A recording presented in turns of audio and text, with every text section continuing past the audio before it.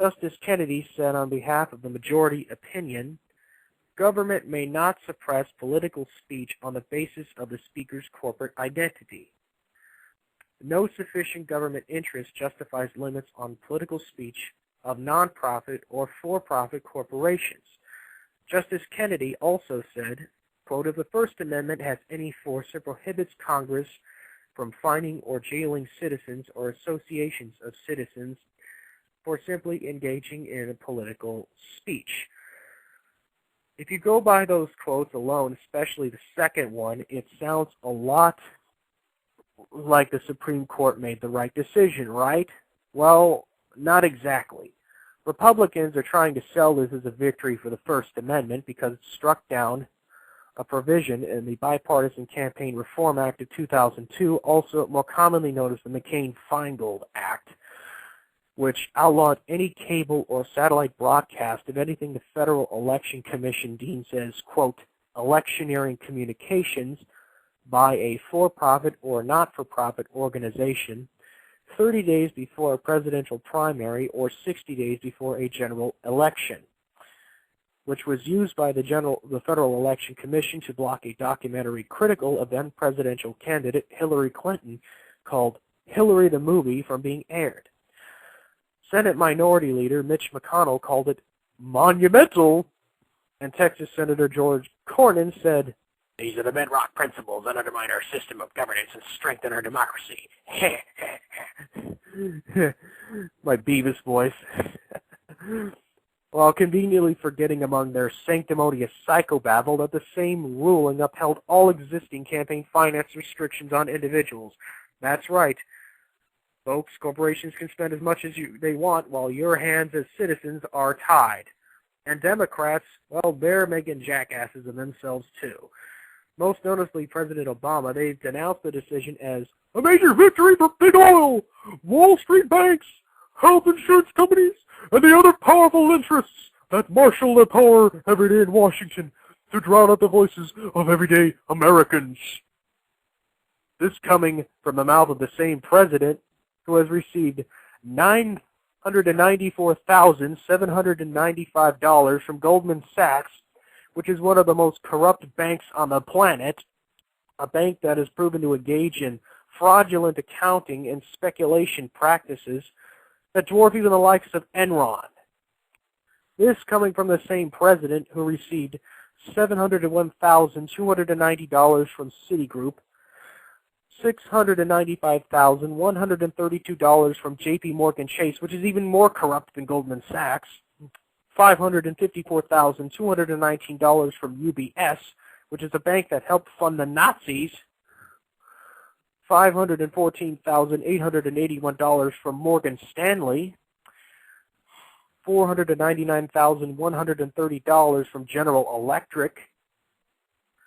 This coming from the mouth of the same president who in total has received over $14,808,875 from securities and investment firms, $10,395,123 from real estate companies, $6,390,199 from finance companies, and $3,244,103 from commercial banks. And this is just some of the donations he's gotten, folks. I could go over this entire show on all of them. All of these donations received when the campaign finance restrictions on corporations were still intact. If that is not proof that campaign finance reform is a freedom-destroying, establishment-empowering failure, then I don't know what is. This case reminds me of this one political cartoon I saw a while back. It was a before and after take of before campaign finance reform and after campaign finance reform. The before panel has a prostitute, which is supposed to represent a lobbyist. So to be completely honest, I don't see much of a difference between and a prospective client, which is supposed to represent a politician. And the prostitute says to the man, "Hey, baby, want a date?" And the after panel is virtually the same. with the only difference being the prostitute says, "Hey, baby, want to file a disclosure form?" It seems to me that the only solution to this problem is to reduce the size and scope of government back to the levels originally intended in the Constitution, and to devolve the power back to the states, state and local governments, and to the people. The politically incorrect truth is that the bigger a government is, the more likely it is to engage in corruption. Let's face it, campaign finance laws are far beyond the comprehension skills of most ordinary individuals. The laws have gotten so complicated that you need a team of lawyers to interpret all the different laws and loopholes around those laws. And who can afford a team of lawyers? Multinational corporations, for every $1 they spend on lobbyists and political campaigns, get $100 back conservatively, while we, the people, end up getting screwed every time. Now, let's see, are there any calls? Anyone calling in?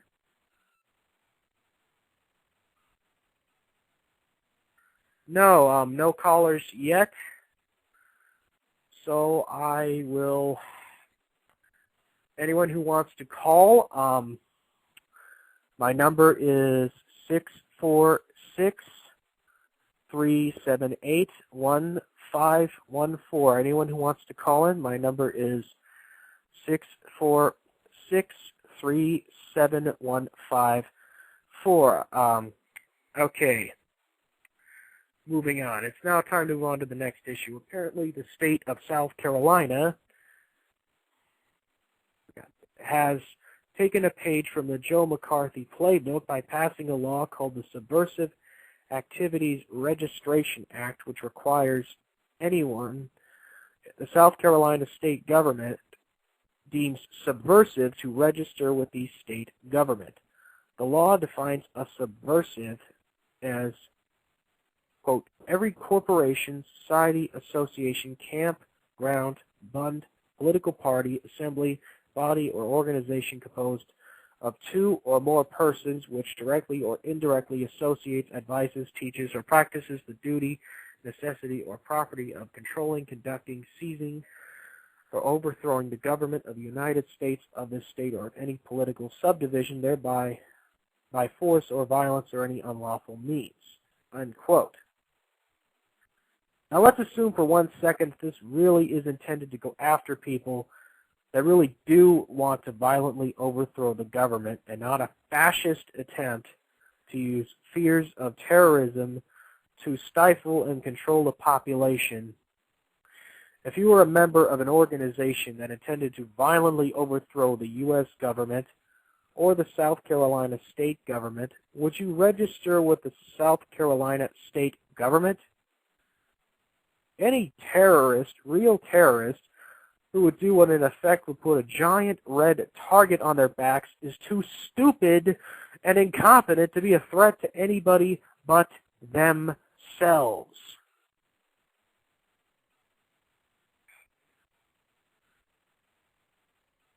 Of course, most disturbingly of all, the bill gives the Secretary of State, meaning the Secretary of State of the state of South Carolina, not the Secretary of State of our country, the power to, quote, adopt and promulgate any rules and regulations not inconsistent with the terms of this chapter, which may be necessary to carry out the provisions of this chapter and may alter or repeal any such rules and regulations.